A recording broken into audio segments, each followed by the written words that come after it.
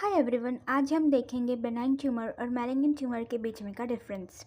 तो on cross appearance benign tumour is harmless और less harmful. Benign tumour जो होता है वो लेस हार्मफुल होता है। Malignant tumour is always harmful. Rate of growth is slow in benign tumour. जो रेट ऑफ ग्रोथ होती है बेनाइन ट्यूमर में वो बहुत स्लो है, ये धीरे धीरे स्प्रेड होता है। Rate of growth is rapid in malignant tumour. Malignant tumour बहुत तेज़ी से स्प्रेड होता है और इसलिए ये बहुत डेंजरस होता है। Size of benign tumour if controlled is small. अगर हमने इसको जल्दी फाइंड कर लिया, डायग्नोसिस जल्दी कर लिया, तो ये स्मॉल साइज का मिलेगा। Malignant tumour is usually large. ये स्प्रेड होता है एक रीजन से दूसरे रीजन में, इसलिए ये यूजुअली लार्ज होता है। Benign tumour grows bye expansion without penetrating the surrounding tissue. Benign tumour जो होता है वो लोकलाइज्ड ग्रोथ शो करता है और वो सराउंडिंग टिश्यू में पेनिट्रेट नहीं करता है।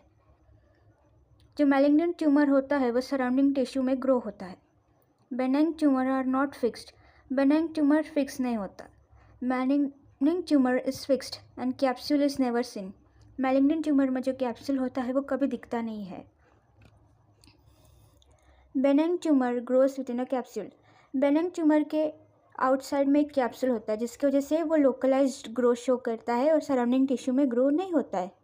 Malignant tumour does not have a capsule. क्योंकि इसको कैप्सूल नहीं है तो ये सराउंडिंग टिश्यू में आसानी से स्प्रेड हो सकता है। Secondary changes like degeneration is not seen in benign tumour. यहाँ पे डीजनरेशन या कोई भी ऐसी पैथोलॉजी नहीं देखने को मिलेगी। Secondary changes like degeneration is seen in the core of malignant tumour. Malignant tumour में डीजनरेशन या नेक्रोसिस दिखता ही है हमेशा। Metastasis that is distant spread of neoplasm is not a feature of benign tumour.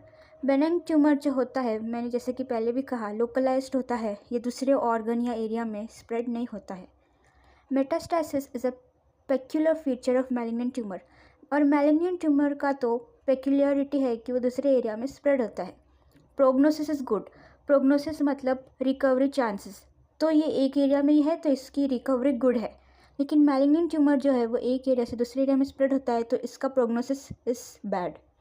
Recurrence after removal, इसका recurrence नहीं होता है। Recurrence after removal usually malignancy recurs. Malignant tumour फिर से दोबारा आ सकता है। Thank you.